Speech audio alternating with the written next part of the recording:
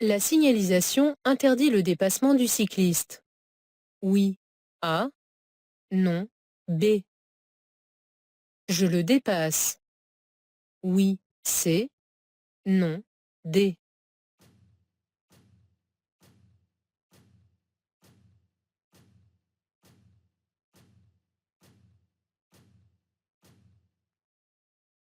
Le marquage au sol est à moitié effacé, mais pour dépasser un cycliste, je suis autorisé à chevaucher une ligne, même continue. De plus, sur un passage à niveau avec barrière, les dépassements sont autorisés. La signalisation n'interdit donc pas le dépassement du cycliste. Cependant, en passant sur les rails, il peut être déséquilibré et faire un écart. Enfin, la visibilité vers l'avant, masquée par le virage, est insuffisante pour entreprendre ce dépassement. Je reste donc derrière le cycliste. Mes feux de détresse doivent être allumés. Oui. A. Non. B.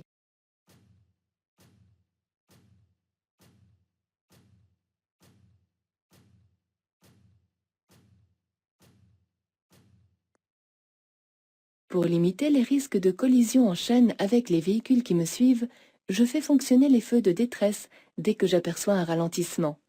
Comme je suis le dernier véhicule de la file arrêté ou ralenti, je dois les laisser fonctionner jusqu'à ce qu'un usager derrière moi allume les siens à son tour. La fréquence radio indiquée donne des informations sur les conditions de circulation, oui, A, non, B, la conduite à tenir en cas d'incendie, oui, C, non, D.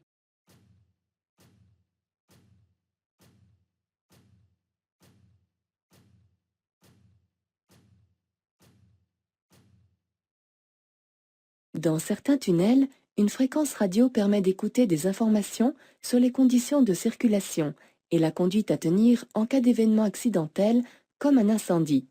Le panneau indique que sous ce tunnel, la fréquence à utiliser est 103.8. Il est conseillé d'allumer la radio et de me brancher sur cette fréquence dès maintenant afin d'être bien informé. Pour me rendre sur mon lieu de travail, le mode de déplacement le plus économique et le moins polluant est ma voiture, A, le taxi, B, les transports en commun, C.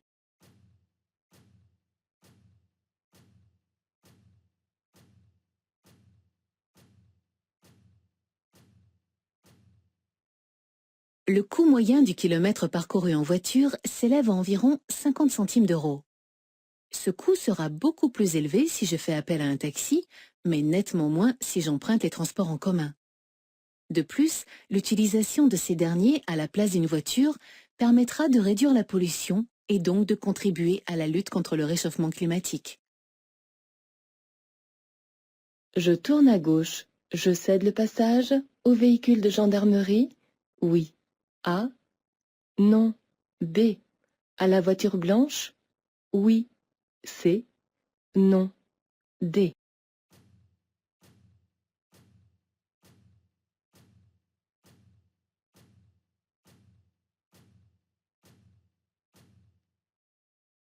Le véhicule de gendarmerie à droite rencontre un stop. Ces avertisseurs spéciaux ne fonctionnant pas, il n'est pas prioritaire. Je ne suis donc pas tenu de lui céder le passage. La voiture blanche doit me laisser passer, car elle rencontre à céder le passage. J'actionne mon clignotant gauche et vérifie que ces véhicules aient bien perçu ma présence et compris mon intention.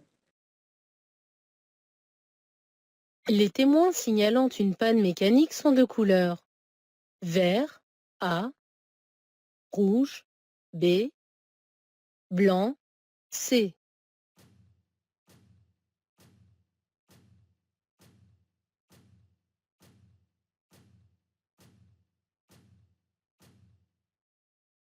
Les témoins signalant une panne mécanique sont de couleur rouge.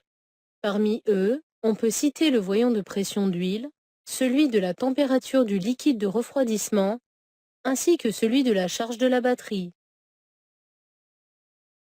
J'allume le clignotant gauche. Oui. A. Non. B. Je me déporte dès maintenant à gauche. Oui. C. Non. D.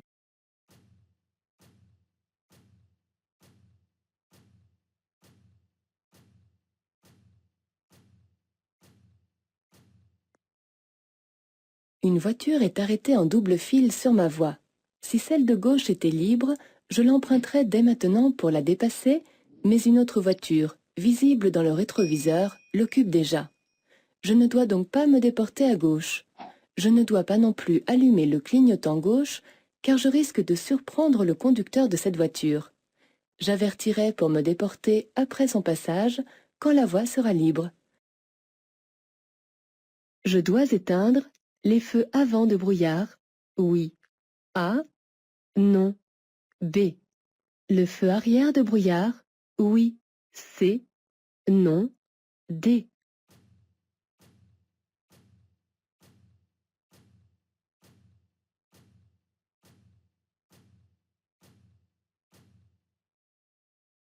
Ici, je peux circuler avec les feux avant et arrière de brouillard.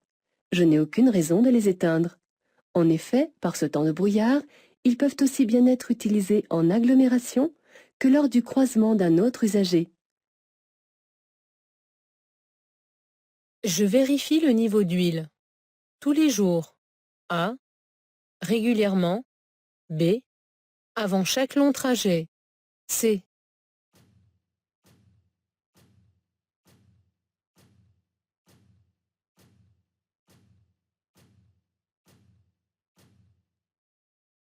Un niveau d'huile insuffisant risque d'entraîner une surchauffe et la casse du moteur.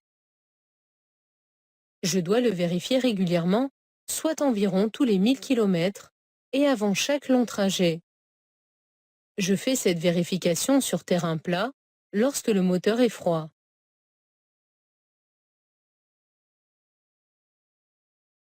J'aperçois une voiture dans le fossé. Je m'arrête. A. Je continue ma route. B.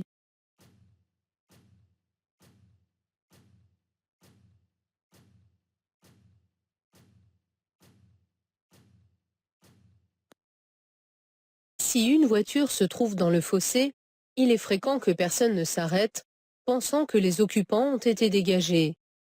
Pourtant, il se peut qu'il s'agisse d'un accident qui s'est produit sans témoin et que des victimes se trouvent à bord du véhicule ou à proximité. Je m'arrête pour m'assurer qu'il n'y a personne. À 200 mètres, je serai obligé de tourner à droite. Oui. A. Non. B.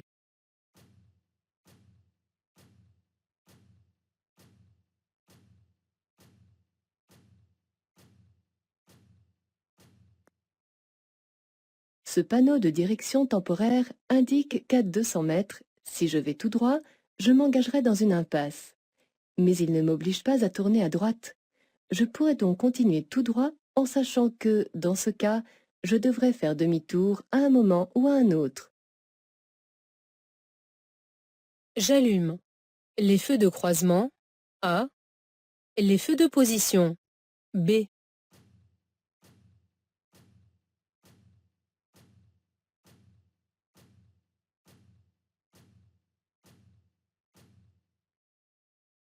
Lorsque la visibilité est insuffisante, la circulation avec les seuls feux de position n'est autorisée qu'en agglomération, dans les rues bien éclairées. Sous ce tunnel, je ne pourrais pas non plus utiliser les feux de route, car ils éblouiraient les usagers en face. Pour être visible, je dois donc allumer les feux de croisement. Les deux premières balises signalent le début du virage. A. Un obstacle dangereux. B. Un obstacle temporaire. C. Un passage à niveau à 150 mètres. D.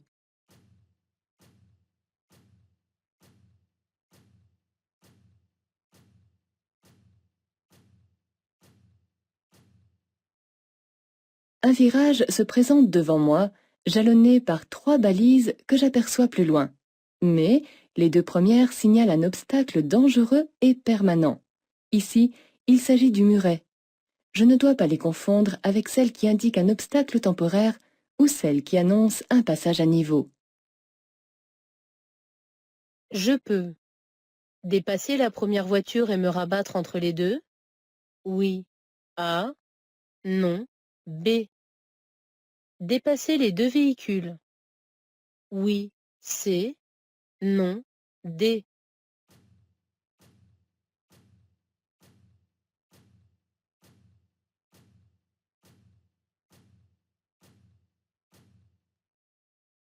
La voiture que j'aperçois dans le rétroviseur circule dans le sens opposé.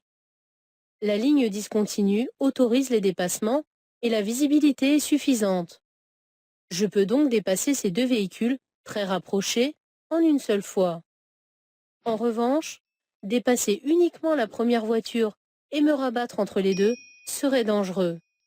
Cette manœuvre, appelée queue de poisson, risquerait de surprendre le conducteur de la voiture grise, surtout si, pour une quelconque raison, le véhicule blanc se mettait à freiner. Je tourne à droite. Je dépasse les véhicules en restant dans ma voie. Oui. A. Non. B.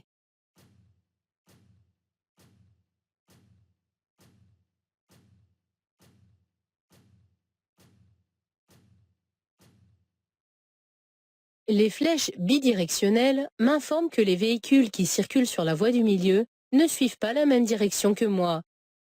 Ils vont continuer tout droit ou bien tourner à gauche. Comme la voie que je vais emprunter permet de tourner à droite uniquement, je peux dépasser ces usagers par la droite. Je m'engage. A. Je cède le passage. B.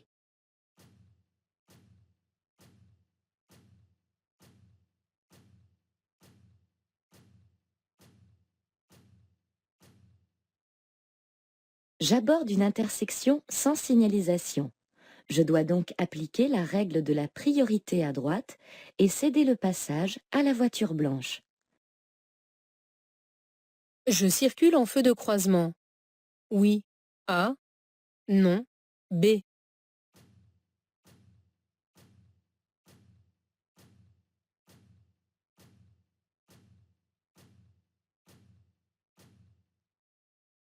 Dans ce tunnel bien éclairé, il est interdit et inutile de circuler en feu de route. En outre, ce panneau interdit d'utiliser les seuls feux de position. Je dois donc, pour être visible, circuler en feu de croisement.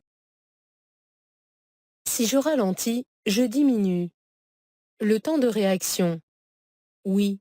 A. Non. B. La distance d'arrêt. Oui. C. Non. D.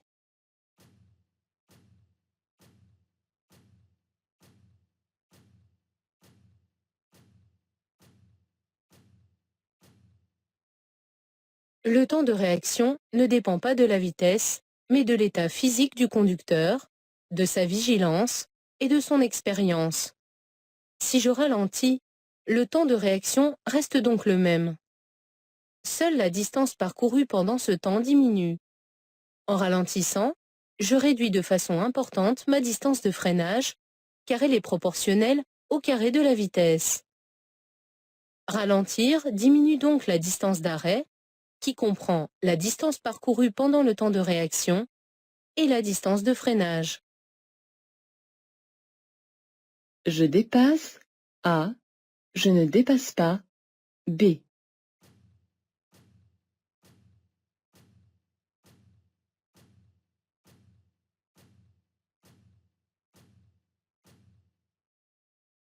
Les deux sens de circulation étant séparés par une ligne continue, aucun usager ne risque d'arriver en sens inverse. Mais une voiture, dont une partie est visible dans le rétroviseur, est en train de me dépasser. Pour effectuer la même manœuvre, je dois donc attendre. Avant la voiture rouge, le long du trottoir, je peux stationner. Oui. A. Non. B. M'arrêter? Oui. C. Non. D.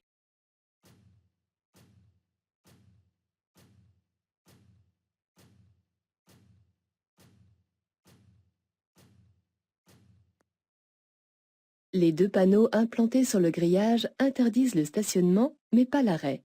En revanche, la peinture jaune continue sur le trottoir interdit le stationnement ainsi que l'arrêt. Dans ce cas, je respecte la signalisation jaune qui impose la règle la plus rigoureuse. Avant la voiture rouge, je ne devrais donc ni stationner ni m'arrêter. L'emplacement est certainement réservé à une catégorie particulière d'usagers. Je céderai le passage. Oui. A. Non. B.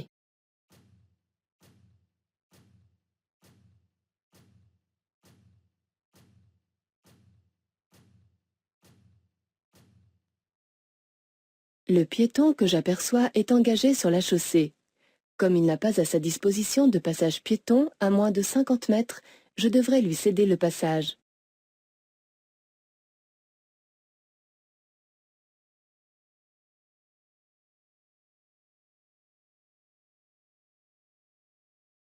Je fais clignoter mes feux stop. Oui. A. Non. B. Je ralentis. Oui. C. Non. D.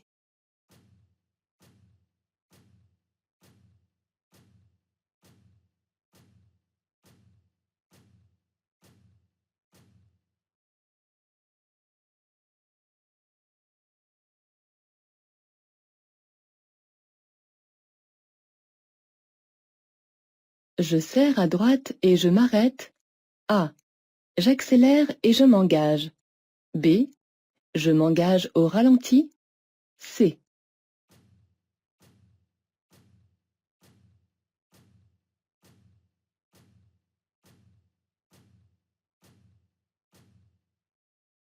Sur ce pont étroit, la signalisation réglemente l'ordre de passage.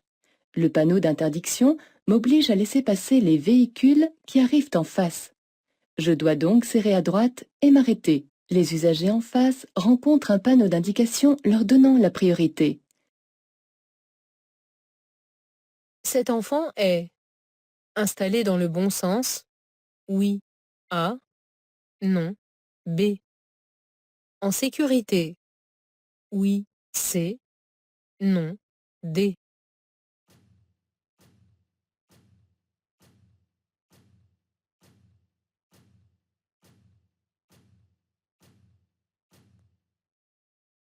Ce petit enfant est installé à l'arrière sur un siège dos à la route. Cette position est obligatoire jusqu'à 15 mois sur les nouveaux sièges de norme e-size. Elle offre plus de sécurité à l'enfant car en dessous de 15 mois, sa nuque n'est pas assez développée pour supporter le poids important de la tête en cas de collision frontale. Cet enfant est donc installé dans le bon sens. Toutefois, n'étant pas attaché, il n'est pas en sécurité. En cas de choc, il sera éjecté avec un risque de blessure grave. Il ne faut donc pas oublier de fixer son harnais. Je peux faire un arrêt. À cheval sur le trottoir de gauche. Oui. A. Non. B. Sur la chaussée, à côté des voitures stationnées. Oui. C. Non. D.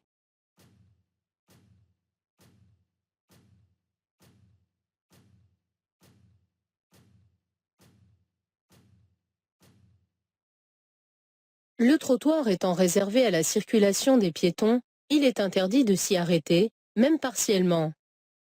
L'arrêt est autorisé en double file, mais pas devant des véhicules rangés comme ici en épi ou en bataille, car il empêcherait leur dégagement. En cas d'arrêt dû à un embouteillage, je devrais respecter la distance de sécurité indiquée par les diodes bleues. Oui. A. Non. B.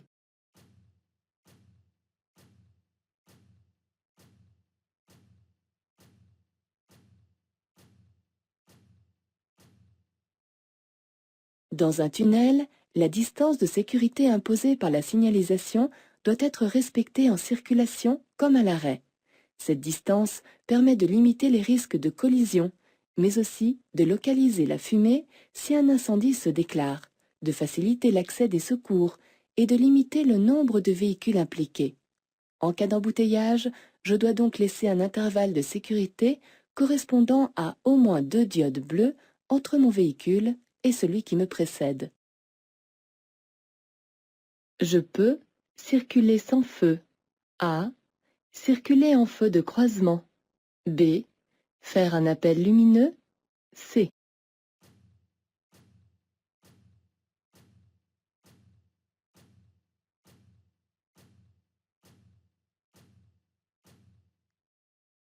À l'aube et au crépuscule, la visibilité est très faible car je perçois mal les contrastes et les couleurs. Ici, je ne vois pas très bien la voiture qui vient de droite alors qu'elle n'est pourtant pas loin. Rouler sans feu dans ces conditions serait dangereux. Je circule en feu de croisement pour être bien vu par les autres usagers. Enfin, je peux faire un bref appel lumineux pour inviter le conducteur de la voiture à allumer ses feux. La signalisation indique qu'à 9 km, je devrais suivre la direction de Besançon. Oui. A. Non. B. Serrer à droite. Oui. C. Non. D.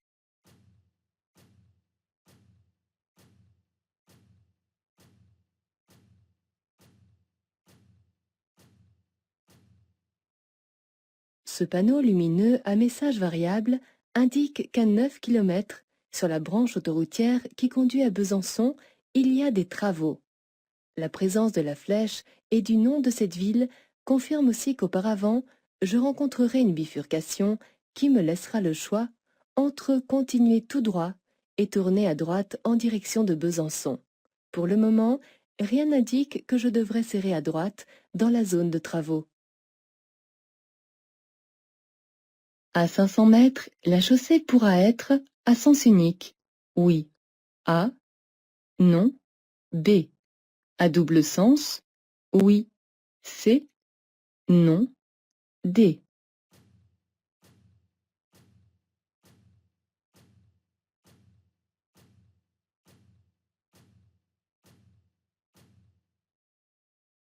Ce panneau annonce un créneau de dépassement à 500 mètres. Il pourra aussi bien s'agir d'une chaussée à 4 voies, à double sens de circulation, avec une ligne continue, que d'une route à chaussée séparée qui serait à sens unique. Je peux ouvrir immédiatement la portière pour quitter le véhicule. Oui. A. Non. B.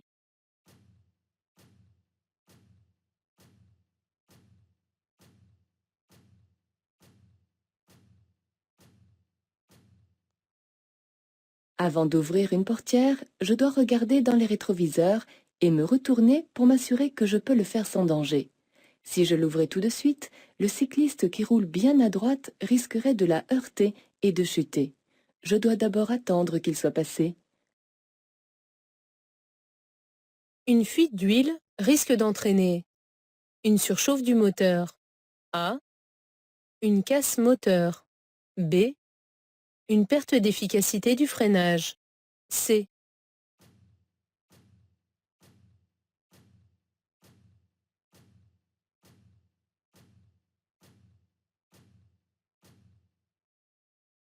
L'huile contribue au refroidissement du moteur. S'il en manque, suite à une fuite, les pièces qui le composent ne sont plus lubrifiées et surchauffent. Cette surchauffe peut entraîner une casse du moteur. En revanche, l'huile n'a pas d'incidence sur le système de freinage qui fonctionne avec un liquide pour frein hydraulique. Je peux allumer le clignotant gauche. Oui. A. Non. B. M'engager immédiatement sur l'autoroute. Oui. C. Non. D.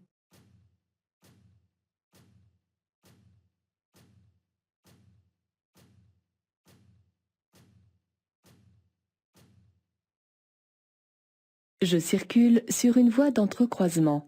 Elle peut servir de voie d'accélération pour les usagers qui s'engagent sur l'autoroute ou de voie de décélération pour ceux qui en sortent. Avant de la quitter, je m'assure de ne pas gêner les véhicules qui circulent sur l'autoroute. L'usager que j'aperçois dans le rétroviseur a allumé le clignotant droit pour signaler son intention de s'engager dans ma voie. Comme je vais la quitter pour aller sur l'autoroute, j'allume le clignotant gauche et m'engage immédiatement en accélérant. Conduire sur un trajet que l'on connaît bien améliore la vigilance. A. Diminue la vigilance. B.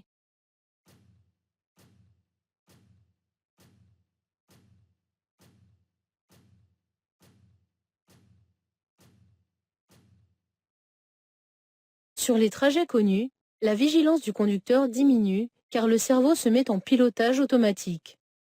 Ce phénomène est particulièrement dangereux en cas d'imprévu. Le temps de réaction est nettement allongé et le conducteur risque de ne pas faire face à une situation qu'il n'avait jamais rencontrée à cet endroit. Le risque d'accident est donc plus élevé sur les parcours connus. Je suis bien placé pour stationner. Oui. A. Non. B. Pour m'arrêter? Oui. C. Non. D.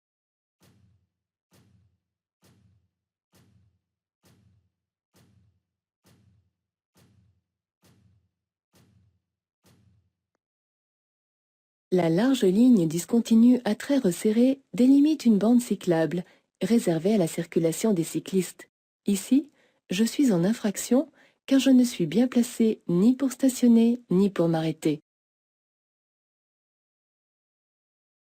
Le temps de réaction est allongé par la monotonie de la conduite, A, des contrôles latéraux rapides, B, une discussion avec le passager, C, l'écoute d'une émission à la radio, D.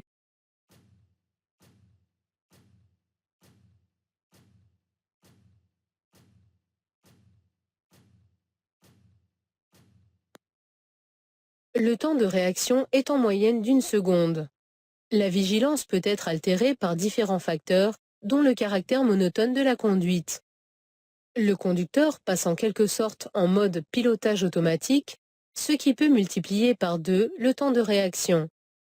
Discuter avec un passager ou écouter une émission de radio peut rendre un trajet moins monotone.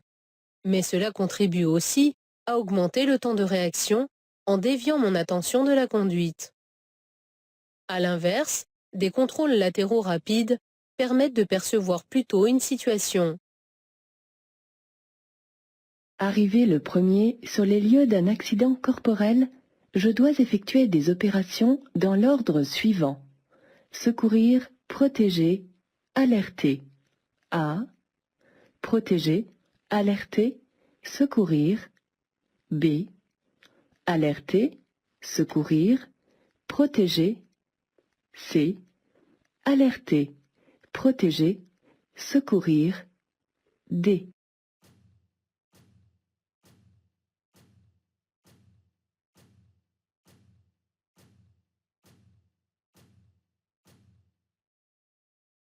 Arrivé le premier sur les lieux d'un accident corporel, j'applique le PAS. 1. Protéger. 2. Alerter. 3. Secourir. Je dois d'abord protéger les lieux en prenant toutes les dispositions pour éviter un nouvel accident ou une aggravation de celui-ci. J'assure dans tous les cas la présignalisation. Ensuite, j'alerte les secours en composant le 15 SAMU, le 17 police, le 18 pompiers ou le 112 numéro d'urgence international. Après avoir donné l'alerte, je m'occupe des blessés sans risquer le geste qui aggraverait leur état. Pour être bien installé et bien voir, je règle les rétroviseurs avant de régler le siège et le dossier. A. Après avoir réglé le siège et le dossier. B.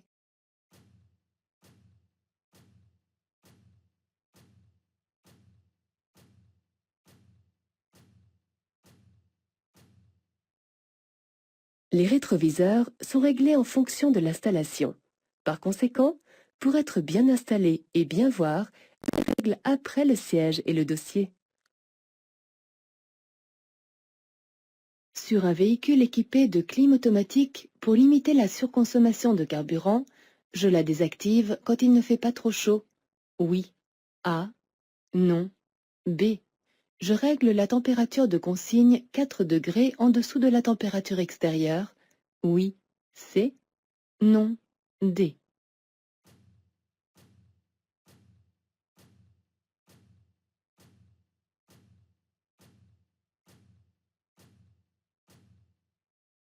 L'air conditionné est un gros consommateur de carburant. Pour économiser de l'énergie, je désactive la clim automatique quand il ne fait pas trop chaud afin qu'elle ne fonctionne pas inutilement.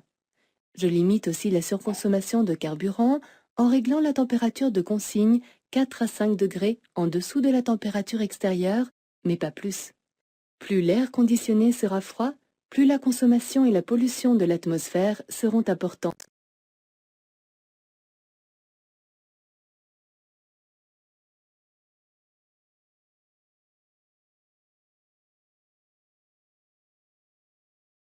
Je mets le cycliste en danger. A. Je dépasse le cycliste. B. J'indique mon dépassement. C.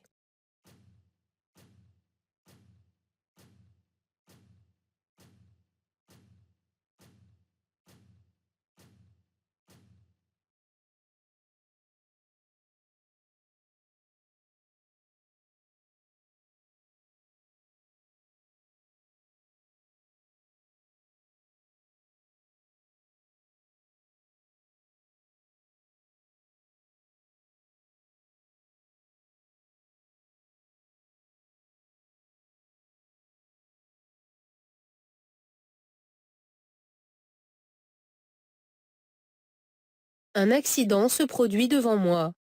Si je ne m'arrête pas, je commets un délit. Oui. A. Non. B.